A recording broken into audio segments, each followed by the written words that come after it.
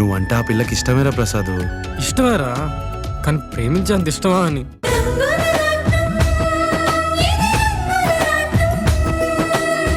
భోజనం దగ్గర కూర్చుని అలా లేచి వెళ్ళిపోకూడదు. సరే, 5 నిమిషాల్లో ఇంకో కూర చేసి తీసుకొస్తాను.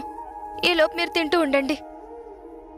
ఒకసారి వద్దు అనుకున్నాక తిరిగి తీసుకునే అలవాటు నాకు లేదు. నాకు నచ్చలేదు అంతే. హాస్పిటల్కి టైం అయింది.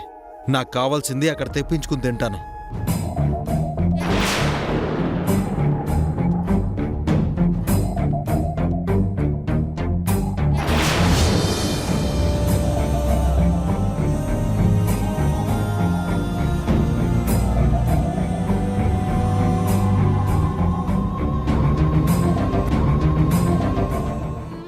అదేంటమ్మా, కూర బాగానే ఉంది కదా, బాబుగారింటి అలా మాట్లాడారు? అదే నాకు అర్థం కావడం లేదు. నేను ఉప్పు వేసే ముందు టేస్ట్ చూసుకునే వేశాను. అలాంటిది ఎక్కువైందని సార్ ఎందుకు ఇలా గొడవ పెట్టుకున్నారో నాకైతే అర్థం కావడం లేదు. కళ్యాణ్ ప్రవర్తనలో ఏదో తేడా ఉంది. ఎందుకు తను ఈ మధ్య ఎలా ప్రవర్తిస్తున్నాడో ముందు తెలుసుకోవాలి. వర్షతో మాట్లాడేటప్పుడు కానీ నాతో మాట్లాడేటప్పుడు కానీ కళ్యాణ్ ప్రవర్తనలో తేడా స్పష్టంగా కనిపిస్తుంది. అసలు ఏం జరిగింది?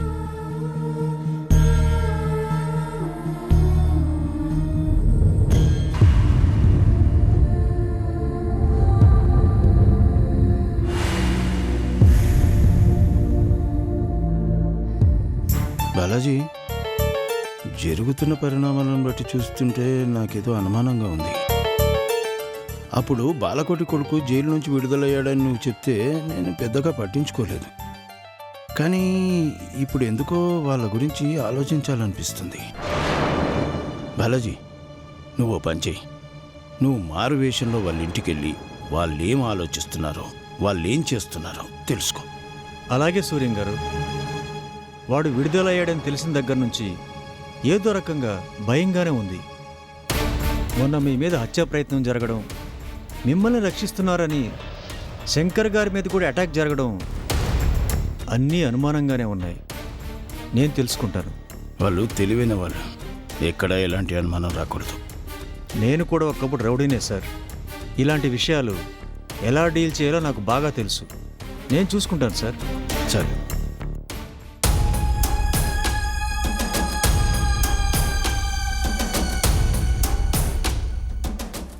ఎవరు కావాలి? మేరా నామ్ బలవేంద్ర సింగ్ హై. పంజాబ్ నుంచి వచ్చాను. బాలరాజ్తో మాట్లాడాలి. ఏం పని? బాలరాజ్తో బోలేంగే. తుమ్ జాకే బాలరాజ్ కో బులావ్. సరే, అలా కూర్చోండి. ఠీక్ హై.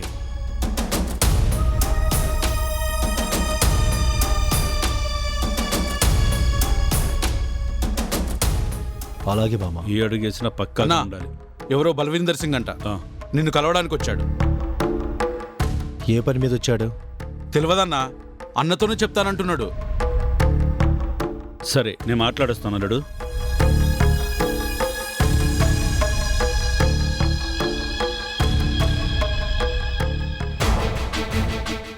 నమస్తే బాలరాజ్. నమస్తే. నమస్తే. ఎవరండి మీరు? మై బలవేంద్ర సింగ్ హై.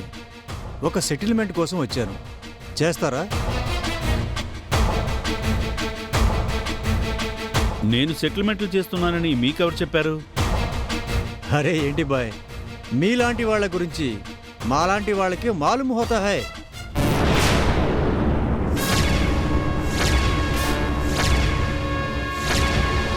సరే, ఏం సెటిల్మెంటో చెప్పు. మామా, ఎంత ఇస్తావో చెప్పు.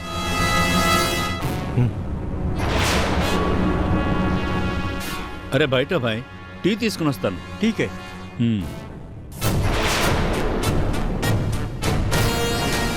మామా, వచ్చింది ఎవరో తెలుసా?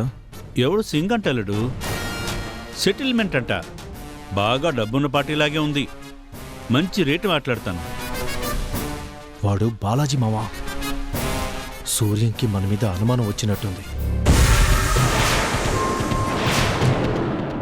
అందుకే మారువేషంలో బాలాజీని ఎంక్వైరీ చేయమని పంపించాడు. చాలా తెలివిగా వాణ్ణి ఇక్కడికి పంపించాడు. నువ్వేం చేయాలంటే హే దగ్గరికి రా. అన్నా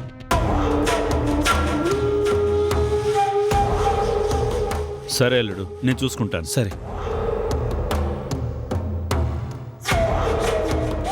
నువ్వు కూడా వెళ్ళు. అలాగే.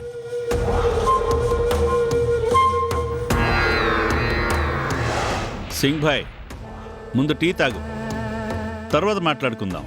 అరే బాయ్, ముందు బిజినెస్ మాట్లాడుకుందాం. చెప్పాను కదా, ముందైతే టీ తాగు.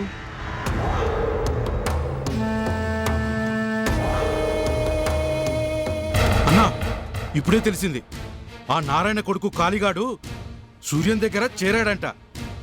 ఇప్పుడు సూర్యంకి కుడిభుజం లాంటి వాడంట. వాళ్ళందరూ కలిసి ఏదో కుట్ర చేస్తున్నారేమో అన్నా. అన్నా మనం వాళ్ళని లేపేద్దామా అన్నా?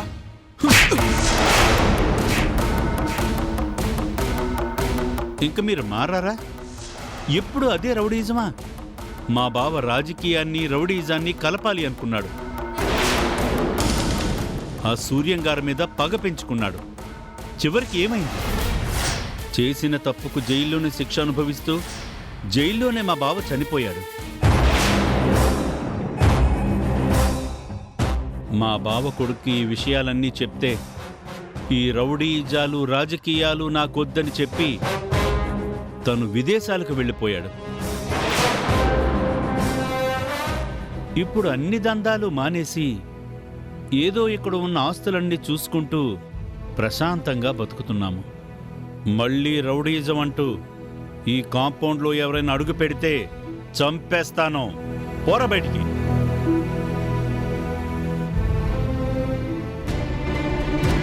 అయితే ఏంటి బాయ్, మీరిప్పుడు సెటిల్మెంట్లు చేయట్లేదా? చూడండి సింగ్ గారు, మీరెక్కడి నుంచి వచ్చారో తెలియదు కాబట్టి ఇక్కడ విషయాలు మీకు తెలియకపోవచ్చు. మేము దందాలు చేయడం మానేసి చాలా రోజులైంది. ఇంటికొచ్చిన వాళ్ళెవరికైనా గౌరవంగా టీ ఇచ్చి వీలైతే భోజనం పెట్టి పంపిస్తున్నాం. మీరు వెళ్ళండి. వీళ్ళింకా రౌడీజంలోనే ఉన్నారు అనుకున్నాను. నాదే తప్పు. వీళ్ళంతా మారిపోయారు.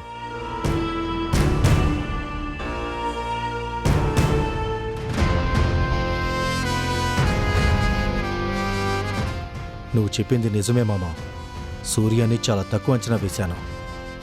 అక్కడ నా దగ్గర మాట్లాడకుండా ఇక్కడ ఎంక్వైరీకి పంపించాడు. నేను వాణ్ణి గుర్తుపట్టలేదలుడు. సమయానికి నువ్వు గుర్తుపట్టావు కాబట్టి సరిపోయింది. పొరపాటు నువ్వు కూడా బయటకొచ్చుంటే కథ మొత్తం మారిపోయేది. ఆ అవకాశం వాళ్ళకివ్వను మామా. వాళ్ళ అంతు చూడటమే నా అంతిమ లక్ష్యం.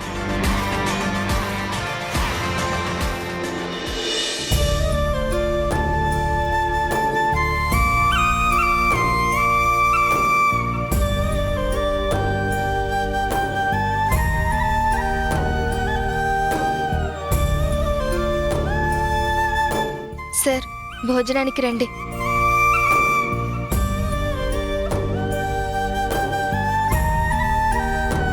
నన్ను క్షమించండి. ఉదయం నాదే తప్పు. పొరపాటున కూరలో ఉప్పు ఎక్కువైపోయినట్టుంది. అది నేను చూసుకోలేదు. చూడు సీత, జీవితంలో తెలిసి చేసినా తెలియక చేసినా పొరపాటే. ఎప్పటికీ సరిదిద్దుకోలేం. దాని గురించి తర్వాత ఎంత బాధపడినా ప్రయోజనం అనేదే ఉండదు. ఇక ఈ విషయాన్ని ఇక్కడితో వదిలే. ఎలా వదిలేయమంటారండి? మీతో జీవితాన్ని పంచుకోవాలని అనుకుంటున్నాను. జీవితాంతం మీతో ఉండాలి అన్నప్పుడు మీ ఇష్టాలేంటో మీ కోపాలేంటో అన్నీ నేను తెలుసుకోవాలి కదా. పొద్దున్న జరిగిన దానికి నేను క్షమాపణ చెప్తున్నాను. నేనేం నిన్ను క్షమాపణ అడగలేదే. అడగకపోవడం మీ గొప్ప మనసుకి నిదర్శనం. కానీ చెప్పడం నా బాధ్యత. మీరిక్కడ భోజనం చేయకుండా వెళ్లారు. కనీసం హాస్పిటల్లో అయినా తిన్నారా అని నేను శ్రీనుని అడిగాను. అక్కడ కూడా మీరేమీ తినలేదు అని చెప్పాడు. నా మీద కోపం ఆకలి మీద చూపించకండి. నీ మీద నాకేం కోపం లేదు సీత. నాకు నచ్చలేదు అంతే. అంతవరకు ఎందుకు? వెంటనే వంశీ తిన్నాడు కదా, తనకు నచ్చింది అన్నాడు కదా. నీ చేతి వంట తను ఇష్టపడ్డాడు, నేను ఇష్టపడలేదు. దానికి నువ్వెందుకింత బాధపడుతున్నావు? వంశీ ఒక అతిథి మాత్రమేనండి. ఈ రోజుండి రేపు వెళ్ళిపోతాడు. కానీ నేను ఎప్పటికీ మీతోనే, మీకు తోడుగా ఈ ఇంట్లో ఉండాలి. అందుకే నా వల్ల పొరపాటు జరగకూడదు కాబట్టి నేను మీకు సారీ చెప్తున్నాను.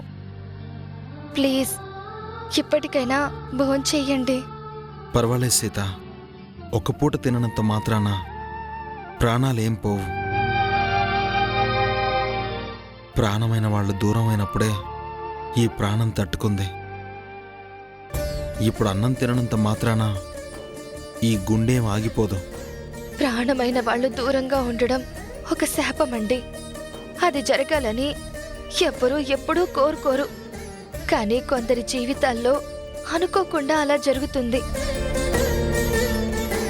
కానీ జీవితం అక్కడితో ఆగిపోకూడదు కదా, ముందుకు వెళ్ళాలి. నాకు మీ ఇంట్లో ఆశ్రయం ఇచ్చారు, మీ జీవితంలోకి ఆహ్వానించారు. ఇంత గొప్ప మనసున్న మీరు నా వల్ల ఒక్కరోజు ఆకలితో ఉన్నా కూడా అది నాకు శాపంగానే ఉంటుంది. చెప్పాను కదా, ఇంకెప్పుడూ ఇలాంటి పొరపాటు జరగదు అని. మీ ఇష్ట ప్రకారమే వండుతాను, మీకు నచ్చినట్టుగానే వండుతాను. ప్లీజ్ ఇప్పుడు మాత్రం ఆకలితో ఉండకండి. రండి, భోంచేద్దురు గాని రండి.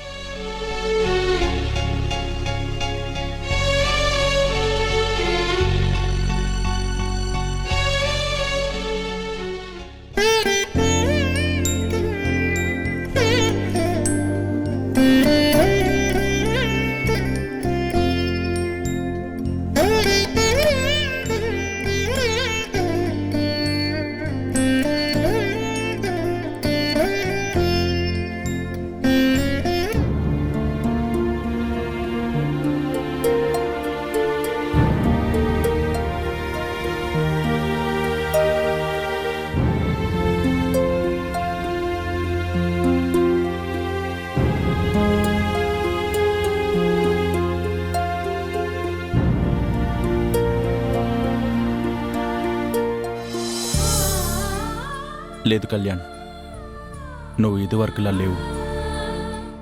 నీ మాట, ప్రవర్తన అన్నీ మారాయి. అది వర్ష విషయంలో నువ్వు ఇంత కటువుగా ఉండడం నాకు చాలా ఆశ్చర్యంగా ఉంది.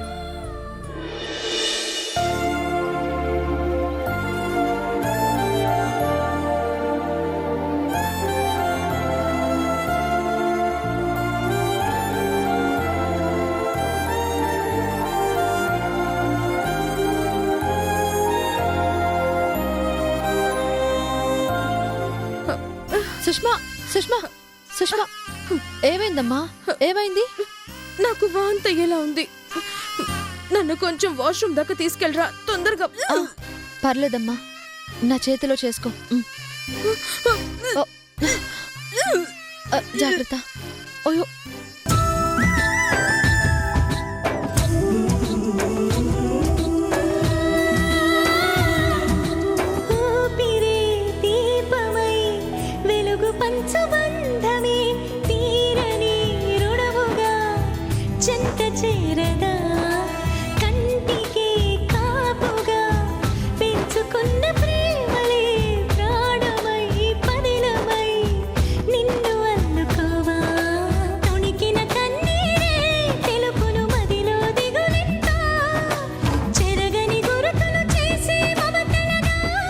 నువ్వు పడుకో.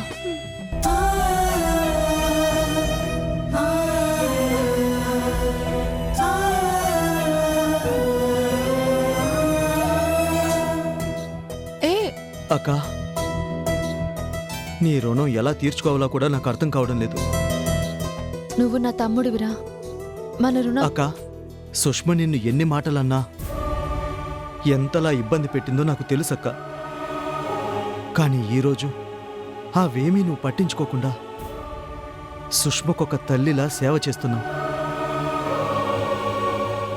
నీ కన్న బిడ్డకే కష్టం వచ్చినట్టు బాధపడుతున్నావు. చివరికి వాంతులు కూడా దోసెట్లో పట్టావంటే నీ మనసుని ఎలా అర్థం చేసుకోవాలక్క? తమ్ముడు, నీ భార్య నాకు పరాయి మనిషి ఎందుకు అవుతుందిరా? మన ఇంటి మనిషి అవుతుంది. తనకి కష్టం వచ్చినప్పుడు మనం కాకపోతే ఇంకెవరు చూసుకుంటారు? ఆ రోజు తను కోపంలో అంది, కానీ ఈరోజు నేను తనని బాధ పెడతానని నువ్వెలా అనుకున్నావురా? నాకు నువ్వెంతో, సుష్మా కూడా అంతే. మీరిద్దరూ నాకు ప్రాణంరా. నువ్వు నాకు తమ్ముడివైతే తను నాకు కూతురుతో సమానం.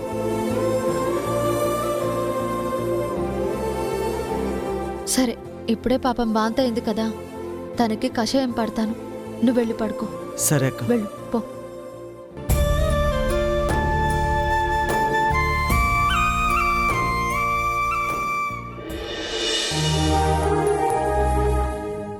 సూర్యం గారు, కాళీ మనతో అబద్ధం చెప్పలేదు. తను నిజంగానే నారాయణ కొడుకు. నువ్వు నిన్న బాలకోటింటికి వెళ్ళావు కదా, అక్కడ విషయాలను పూర్తిగా తెలుసుకున్నావా? నేను మారువేషంలో వెళ్ళాను సార్. అక్కడ వాళ్ళు ఎవరూ నన్ను గుర్తుపట్టలేదు. ఒక సెటిల్మెంట్ చేయాలని చెప్పి బాలరాజుతో మాట్లాడాను. అప్పుడే బాలరాజు మాటలు నాకు అర్థమైంది ఏంటి అంటే, వాళ్ళు మొత్తం మారిపోయారు. ఎలాంటి సెటిల్మెంట్లు చేయట్లేదు. రక్తం మరిగిన పులి నిజంగా సాధు జంతువుగా మారిందంటావా, లేకపోతే నటిస్తుందా? నేను నాలా వెళ్ళుంటే వాళ్ళు నటించారు అనుకోవచ్చు, కానీ నేను సింగు వేషంలో వెళ్ళాను కదా, అందుకే. నేను ఈ రాష్ట్రం వాడినే కాదు అనుకుని వాళ్ళ మనసులో ఉన్న విషయాలు మొత్తం బయటపెట్టేశారు సార్. కానీ వాళ్ళు అవేవీ మాట్లాడలేదు. అక్కడ నేను విన్నదాన్ని బట్టి అర్థమైంది ఏమిటంటే, బాలకోటి జైల్లోనే చనిపోవడం వల్ల బాలకోటి కొడుకు కూడా పూర్తిగా మారిపోయి కొత్త జీవితాన్ని మొదలు పెట్టాలనుకున్నాడంట. అన్నీ వదులుకొని విదేశాలు కూడా వెళ్ళిపోయాడు. ఇక్కడున్న ఆస్తులను చూడడానికి మాత్రమే బాలరాజు ఉన్నాడు. ఇప్పుడు వాళ్ళు ఎలాంటి యాక్టివిటీస్ చేయడం లేదు. అదే జరిగితే మనకు అంతకంటే కావాల్సిందే ఉంటుంది. కాకపోతే మన ప్రయత్నం మనం చేయాలి కాబట్టి నిన్ను ఎంక్వైరీ చేయమని చెప్పాను. సరే, వాళ్ళ వల్ల ఎటువంటి ఇబ్బంది లేదని మనకు తెలిసింది కదా, ఇక మనం ప్రశాంతంగా ఉండొచ్చు.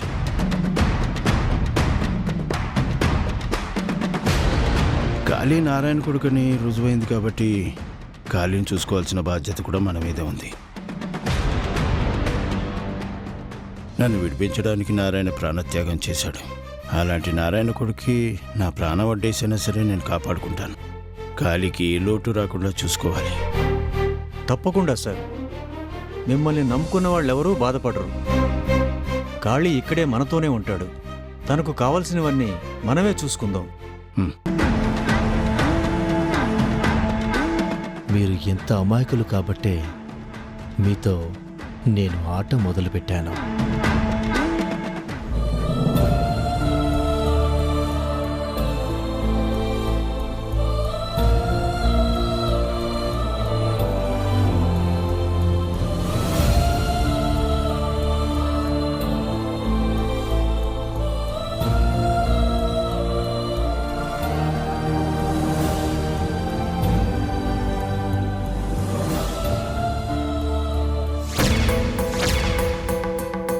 ఇది చిన్నప్పుడు తప్పిపోయిన వర్ష ఫోటో, రాణి కీర్తిగా ఉన్నప్పుడు తీయించుకున్న ఫోటో.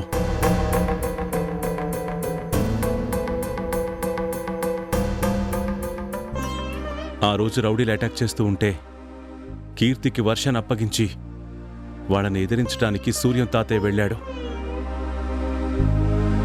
అప్పుడే ఈ పిల్లల్ని ఆటోవాడు తీసుకెళ్ళాడు.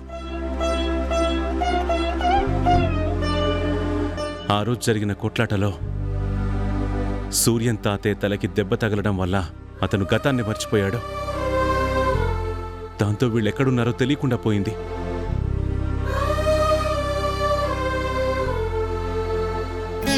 ఇంతకాలం రాణియే మన వర్షాన్ని తన సొంత చెల్లెల్లా చూసుకుంది. అమ్మలా మారి మన వర్షాన్ని పెంచింది.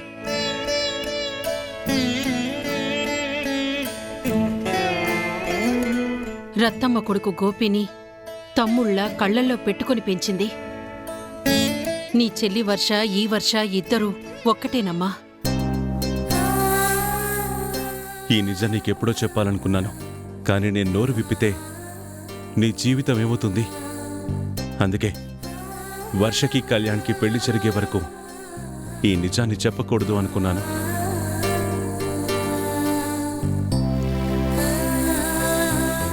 కానీ గుండెల్లో ఉన్న ప్రేమని తప్పిపోయిన మనవరాల మీద చూపించకుండా ఉండలేకపోయానమ్మా. ఇప్పటికైనా నమ్ము తల్లి, వర్షానే నీ చెల్లెలు.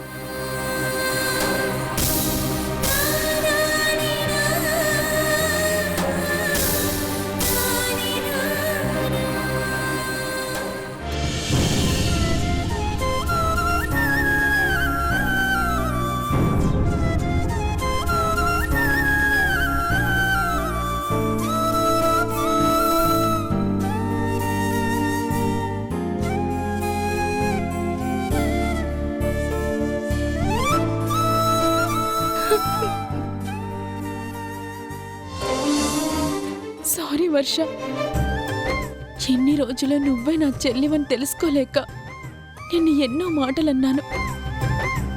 నిన్ను ఎంతగానో అవమానించాను. నీ జీవితంతో ఆడుకోవాలనుకున్నాను, కానీ నా జీవితం నిలబెట్టడానికి నువ్వు ఇంత త్యాగం చేస్తావని నేను ఎప్పుడూ ఊహించలేకపోయాను. నన్ను క్షమించు వర్ష.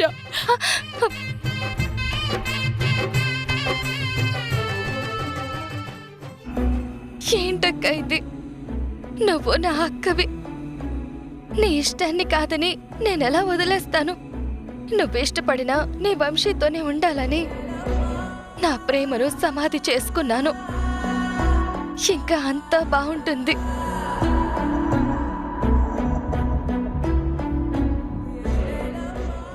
ఇలా నువ్వు నాతో ఒంటరిగా మాట్లాడడం మంచిది కాదు. చూడు వర్ష, నేను నీకేమీ కాకపోవచ్చు, కానీ నాకు మాత్రం నువ్వే జీవితం. చాలా రోజులుగా కళ్యాణ్ని పూర్తిగా అబ్జర్వ్ చేశాకే ఈ నిర్ణయానికి వచ్చాను. దయచేసి నువ్వు ఈ పెళ్లి చేసుకోకు.